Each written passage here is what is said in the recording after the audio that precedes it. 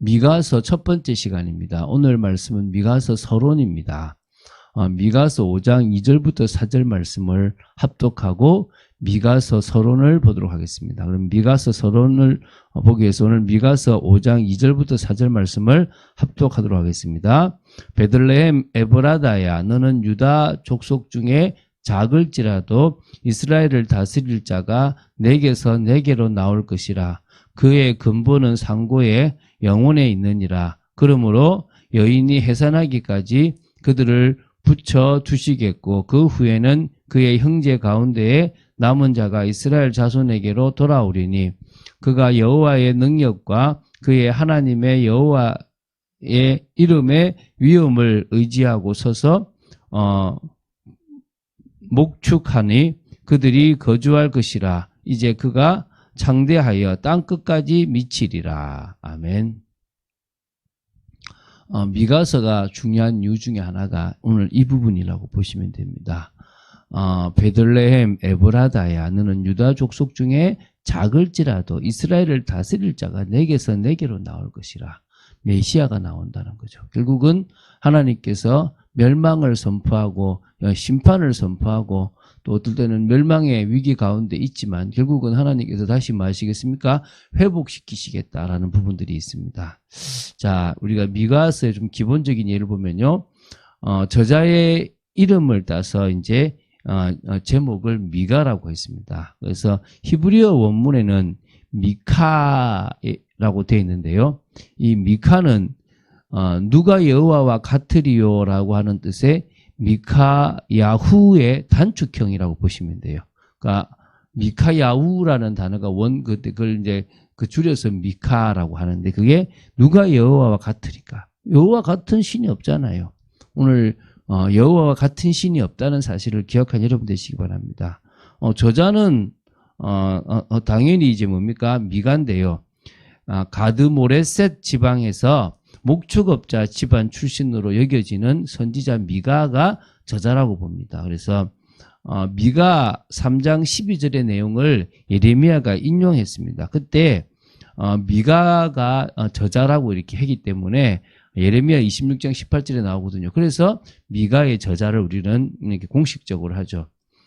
미가는 유다 왕 제11대 왕이었던 요담 시대부터 그때가 대가 BC 한 747년에서 731년인데 그 사이가 이제 제 11대 왕이 이제 요담이고요. 그때부터 13대 왕이었던 히스기야 시대까지 활동했던 히스기야가 약 한 BC 687년까지 있었거든요. 그 사이에 활동했던 선지자인데요. 본서를 기록할 때가 대략 한 BC 700년경으로 그러면 이미 북이스라엘은 멸망을 하는 것을 목도했습니다. 참 안타깝겠죠. 뭐 대적이라고 하지만 같은 민족이잖아요. 그 민족이 지금 멸망해 버리는 모습을 이렇게 봤습니다. 그래서 이 예언 활동의 후반부에 이것을 기록했으니까 이미 북이스라엘이 멸망하는 것들이 지금 나온 거죠.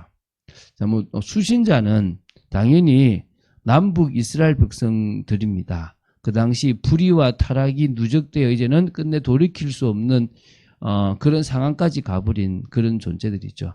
그러나 이것은 결국은 모든 세대 인생들에게 주시는 그 끝날의 대심판을 기다리는 모든 인생들에게 주신 메시지라고 보시면 됩니다. 내용은 이런 겁니다. 선민의 타락이 심각했기 때문에 하나님의 심판은 더 이상 돌이킬 수 없이 이루어질 거다 이 말입니다. 그러므로 이제는 이를 깨달아 자신의 죄를 시인하고 회개하며 인내하는 중에 장차 주어질 하나님의 회복과 구원을 소망하라. 이게 이제 뭡니까? 이 미가서가 하는 얘기입니다. 그래서 BC 722년에 북이스라엘이 멸망했고요. 그 전후 이 타락한 남북 선민을 향해서 심판을 경고하고 회복을 약속하고 그리고 메시아에 대한 종말론적 구원을 하는 것이 주 내용이기 때문에 이 메시아 사상이 꼭 들어가는 중요한 말씀이라고 보시면 됩니다. 조금 이제 배경을 보면요. 미가는 이 여호와께서 이스라엘 죄를 용서해 주시고 구원해 주셔서 선민으로서 회복해 주시기를 바라는 것과 더 나아가 메시아의 도래를 통해서 메시아 왕국에서 승리하게 될 이제 선민이죠. 하나님이 택하신 백성의 승리와 영광의 비전을 이렇게 제시하는 그런 예언서입니다. 그래서 선민의 타락을, 이스라엘 백성들의 타락을 지적하는 것과 또 이스라엘 백성에게 심판이 있을 것을 예언하는 것도요, 뭐 아모스나 호세아하고 비슷하지만 조금 차이가 있습니다. 아모스와 호세아는요, 직접적으로 너희들이 이런 것들을 타락했다라고 열거하면서 문자 그대로 통렬한 경고를 하는데 주력하고 있다 그러면요, 미가서는 좀 간접적으로 우회해가지고 여호와의 심판은 정당하다라는 부분을 논증하고 있고요. 또 여호와의 심판의 결과 닥칠 엄중한 상황에 대해서 좀 개략적으로 좀 설명을 해주는. 그래서 오히려 앞에는 지적이라 그러면 이거는 이제 뒤에 이런 일들이 있을 거다라고 하는 것들과, 그래서 결국 핵심은 선민들은, 이스라엘 백성들은 뭐해라? 그래서 자성해라, 깨달아라, 그리고 회개해라. 그것이 하나님이 원하시는 거다라는 것을 증거하는 메시지입니다. 그래서 미가서하고 동시대의 인물은 사실 이사야입니다. 이사야서하고 미가하고 같은 동시대의 인물인데, 그래서 거의 기본적 관심사도 대부분 일치한다고 보시면 돼요. 사실은 이게 이사야도 세 부분으로 나누고 이 미가서도 세 예언의 단편집으로 모인 것도 비슷하고요. 결국은 파멸과 소망에 관한 예언이 번갈아 언급되고 있고, 또 남은 자 사상이 들어가 있고, 메시아 탄생과 관련된 예언들이 있는 것들도 거의 비슷하다고 보면 됩니다. 그리고 이 두 예언서가 그 지향점에 있어서는 조금 차이가 있지만, 사회적인 부패, 또 그리고 지도자들의 타락과 부패, 이런 부분들을 좀 신랄하게 비판하고 책망한다는 부분에서는 같은 맥을 가지고 있습니다. 그래서 이 미가서를 소이사야서라고 부르기도 한답니다. 그래서 여러분들이 미가서를 볼 때 이사야서를 조금 유추하고 볼 수 있다면 그것도 괜찮을 것 같습니다.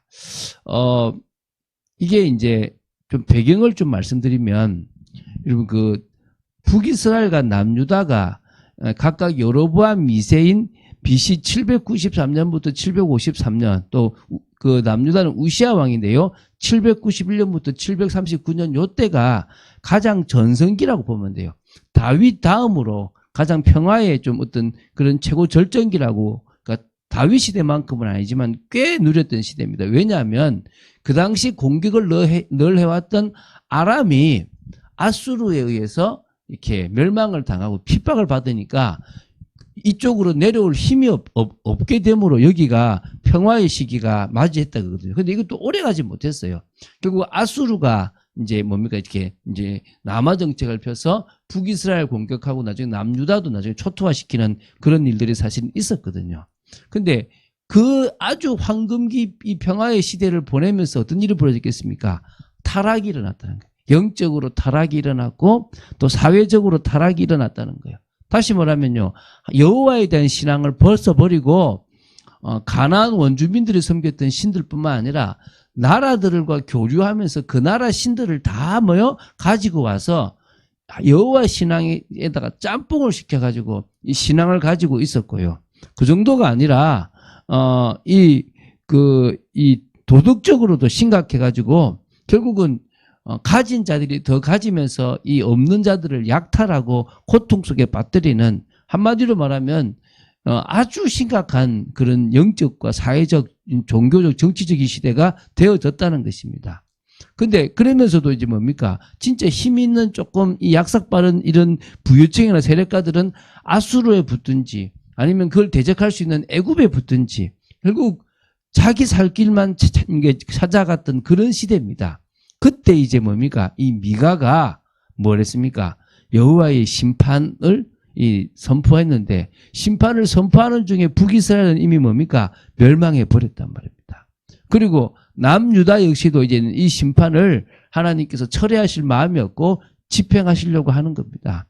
이때 하나님은 결국은 이스라엘이 회개하길 바라고 그 회개할 남은 자들을 중심으로 또 새로운 하나님의 그 나라를 이루어 나가시기로 작정하셨습니다. 그것을 이 미가가 선포하고 있다라고 보시면 됩니다. 그러니까 지금 우리 시대와 관계되어 있는 메시지라고 보셔도 된다고 생각하시면 됩니다. 그래서 이 미가는요, 내용 구조를 보면 총 3편의 단편 예언 선집으로 구성되어 있다고 보시면 됩니다. 그 3편의 단편 예언들은 모두 다 그 전반부에 심판과 관련된 진술이 나오고요. 후반부에는 회복과 구원과 관련된 진술로 이루어져 있다고 보시면 됩니다. 이 3편이 각각 완전 다른 관점에서 심판과 구원을 묘사하지만요. 전체적으로는 여호와의 심판과 그리고 구원을 삼중적으로 제시하고 있다고 보는 부분에서는 맥을 같이 한다고 보시면 됩니다. 그래서 우리가 마음을 열고 여호와의 심판과 공의를 사실 시인하고 우리가 자복하고 회개하는 동시에 값없이 주시는 회복과 이 구원의 은혜를 확신하는 믿음의 자리로 들어갈 수 있다면은 귀한 것이 될 것이라고 믿습니다. 그래서 이 3편의 단편 예언들은 각각 독립된 예언이면서 유기적으로 통일성을 보인다라고 말씀드렸으니까 그런 부분에서 우리가 이제 내일부터 조금 이 말씀을 보면서 주님의 은혜. 그래서 우리가 미가서 그러면 아까 미가서 5장 2절에 유다 땅 베들레헴 에브라다야라고 하는, 그래서 이 유다 족속 중에 작을지라도 작지 않다라고 하는, 그래서 내게서 다스릴 자가 나온다는, 결국 하나님께서 메시아를 통해서 회복시키시겠다고 하는 그 구원의 은혜가 우리가 중요하게 봐야 될 것이라고 여러분 여기면 되겠고요. 그런 중에 이번 주간에 저희들은 요한 2서와 3서가 증가하는 믿음의 삶을 봤습니다. 사실은 이 요한 2서와 3서는 짧게 되어 있고 내용들이 자세히 보지 않으면 어떤 의미인지를 잘 모르거든요. 그 당시에 순회 사역자들을 받아들이지 마라, 받아들여라. 다시 말하면 잘못된 사역자는 받아들이지 말고 올바른 사역자들은 받아들여서 섬기라고 하는 부분의 이야기가 나옵니다. 지금 우리가 할 수 있는 것은 우리가 있는 지역과 우리가 있는 직장과 우리가 있는 곳에 그런 복음 사역자들을 이렇게 받아들여서 그걸 통하여 하나님의 뜻을 이뤄 나가라는 부분도 있겠고요. 또 더 나아가서 실제적으로 우리가 또 그런 약자들을 구제하고 돕는 그런 부분들에 대한 이야기도 있다고 봅니다. 그런 의미에서 우리가 조금 더 좀 깊이 있게 우리가 이런 부분들을 조금 이해하면서 정말 우리 교회가 구제하고 복지하는 이런 부분에도 방향 맞춰야 될 줄로 믿습니다. 그런 응답을 누리는 그런 귀한 교회가 되기를 주 예수 그리스도 축원드립니다. 주는 그리스도시요 살아계신 하나님의 아들이심을 고백합니다. 오늘도 말씀 따라가는 축복 속에 또 저희들을 지켜주심을 감사합니다. 미가서를 보기 시작합니다. 길지도 않고 짧지도 않는 말씀이지만 그 속에서 하나님의 뜻과 통하는 축복된 시간 되도록 저희들을 지켜주시옵소서. 주 예수 그리스도 이름으로 기도드립니다. 아멘.